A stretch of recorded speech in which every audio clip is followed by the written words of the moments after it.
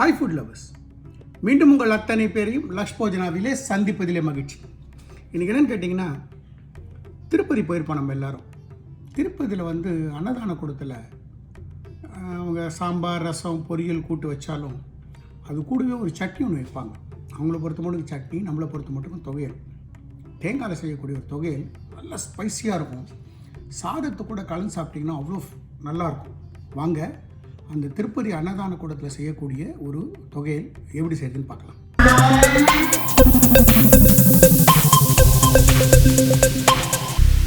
நான் இப்போது ஸ்டவ் பற்ற வைக்கிறேன். ஸ்டவ் பற்ற வச்சுட்டு ஒரு கடாய் வைக்கிறேன். கடாய் நல்லா சுடட்டும். நம்ம வச்ச கடாய் சுட்டுடுத்து நான் ஒரு டீஸ்பூன் கடலை எண்ணெய் சேர்த்துக்கிறேன். எண்ணெய் ஸ்லைட்டாக சுடட்டும். நம்ம வச்ச எண்ணெய் சுட்டுடுத்து நான் ஒரு 1.5 டீஸ்பூன் கடுகு சேர்த்துக்கிறேன். அதே மாதிரி இந்த சின்ன ஸ்பூனில் ஒரு 1.5 டீஸ்பூன் ஜீரகம் சேர்த்துக்கிறேன். இது ரெண்டு நல்லா கிராக்கில் ஆகும்.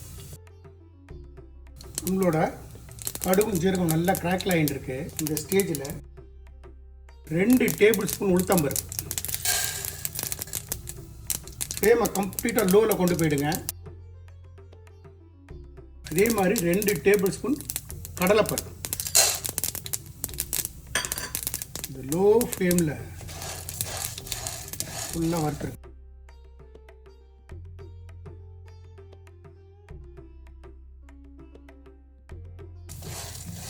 ஸ்டேஜில் 1, 2, ஒரு 3 வேடிக்கை சில்லி கலருக்காகவும், 2 காஞ்ச மிளகா கிள்ளி சேர்க்குறேன். ஒரு 3 பச்சை மிளகா. என்னோடய பச்சை மிளகா நல்ல காரம், அதனால் 3 சேர்த்துக்கிறேன். இந்த ஸ்டேஜில் இந்த காஞ்ச மிளகா, பச்சை மிளகா உங்கள் காரத்துக்கு ஏற்ற மாதிரி நீங்கள் சேர்த்துக்கலாம். ஆனால் திருப்பதியில் நல்ல காரமாக இருக்கும். ஆந்திரா டிஷ்ஷு நல்ல காரமாக இருக்கும். இப்போ நான் 1 கப்பு தேங்காய் பத்தியாக கட் பண்ணியிருக்கேன். சின்ன சின்ன பல்லாக போட்டிருக்கேன். அதையும் போட்டுட்டு இப்போ நம்மளோட பருப்பெல்லாம் பார்த்தீங்கன்னா நல்லா செவந்துருக்கு. ஸோ இந்த ஸ்டேஜில் இந்த தேங்காயை போட்டுட்டு ஸ்டவ் ஆஃப் பண்ணு. இந்த சூட்டிலேயே இந்த தேங்காயை ஒரு 2 நிமிஷம் நல்லா வறுத்துருங்க.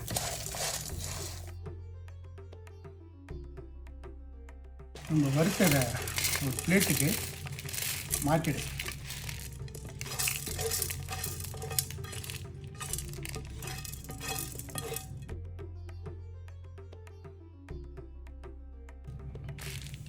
இது இப்போ கம்ப்ளீட்டாக ரூம் டெம்பரேச்சர் வரட்டும். அது வரைக்கும் வெயிட் பண்ணும். நான் மறுபடியும் ஸ்டவ் ஆன் பண்ணி அதே கடாயை வைக்கிறேன். கடாய் நல்லா சூடாக இருக்குது. ஒரு 1/2 ஸ்பூன் எண்ணெய் சேர்த்துக்கிறேன். நம்ம விட்ட எண்ணெய் சுட்டு எடுத்து நான் ஒரு பெரிய சைஸ் தக்காளி கட் பண்ணிட்டேன். இந்த தக்காளி சேர்த்தேன்.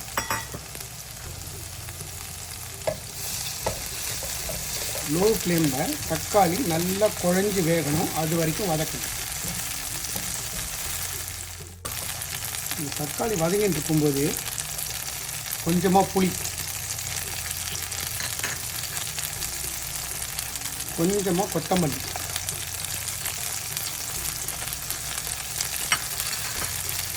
ஒரு 10 இலை கருவேப்பிலை. இந்த கொத்தமல்லியும் கருவேப்பிலையும் சும்மா ஜஸ்ட்டு கொஞ்சமாக இருக்கணுமே தவிர நிறைய இருக்கக்கூடாது.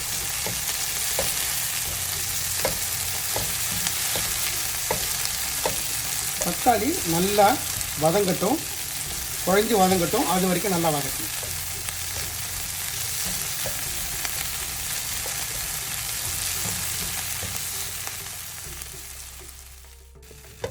நம்மளோட தக்காளி நல்லா குழஞ்சி வெந்துட்டு நான் ஸ்டவ் ஆஃப் பண்ணிவிட்டு இதையும் சின்ன பவுலுக்கு மாற்றிக்கிறேன்.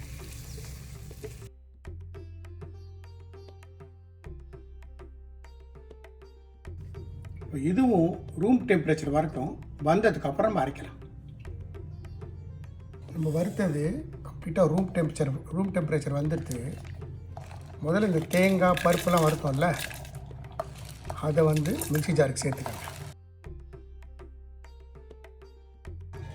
இதை நல்லா குறைன்னு அரைச்சிட்டு வந்து காட்டுறேன் பாருங்க.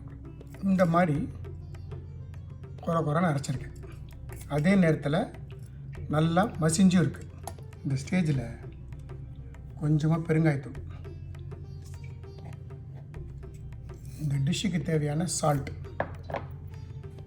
போட்டுட்டு நம்ம இந்த தக்காளி பண்ணியிருக்கோம்ல, தக்காளி வதக்க வச்சுருக்கோம்ல, தக்காளி சேர்த்தேன்.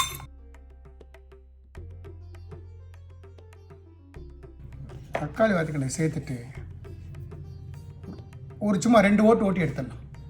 இப்போ நம்மளோட தொகையல் இந்த மாதிரி கன்சிஸ்டன்சிக்கு நான் அரைச்சிருக்கேன். நான் ஒரே 1 டீஸ்பூன் அரைக்கும்போது தண்ணி சேர்த்துருக்கேன். இது வந்து சாத்துக்கு செய்கிறதுனால இந்த மாதிரி கெட்டியாக தான் இருக்கும். சப்போஸ் இதையே நீங்கள் டிஃபனுக்கு செய்கிறதா இருந்தால் இன்னும் 2-3 டீஸ்பூன் தண்ணி விட்டு இன்னும் கொஞ்சம் லூஸாகவே அரைச்சிக்கலாம். பட் சாத்துக்கு இந்த மாதிரி கெட்டியாக இருந்தால் தான் சாத்துக்கு நல்லாயிருக்கும். திருப்பதியில் அன்னதான கூடத்தில் இந்த மாதிரி தான் கொடுப்பாங்க. ஸோ நம்மளோட திருப்பதி அன்னதான கூடத்தில் செய்யக்கூடிய ஒரு தேங்காய் ஸ்பைசி தொகையல் தயார். திருப்பதி அன்னதான கூடத்தில் செய்யக்கூடிய ஒரு தொகையல் அருமையான ரெசிபி, ரொம்ப நல்லாயிருக்கும். ரைஸ் கூட நல்ல நெய்யை விட்டு கலந்து சாப்பிட்டு பாருங்கள். கூட ஒரு சுட்டு அப்பளம் போடும், ரொம்ப நல்லாயிருக்கும்.